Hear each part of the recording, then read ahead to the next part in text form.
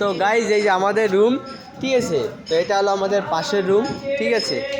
তো আমাদের আজকে রবিবার, ঠিক আছে। তো দেখেন এখানে গান হচ্ছে, বাংলা গান, আপনারা समझ नहीं पाओगे, ठीक है गाइस। ये देखो हमारा एक दोस्त है, ये हमारा एक अंकल है, वो गाना गा रहा है।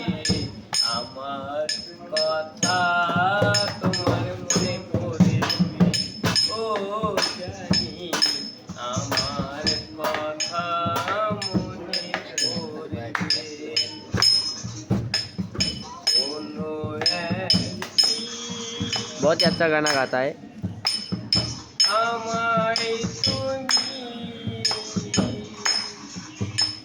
ये हमारा सब बेडरूम है, हम लोग इधर सोते हैं, ठीक है।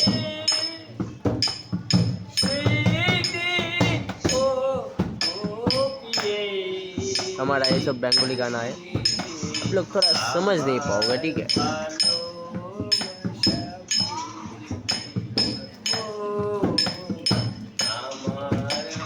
ये सब हमारा सब भैया है, अंकल है, कोई भैया है, ठीक है। ये मेरा एक भैया है, वो देख मेरा एक भैया है,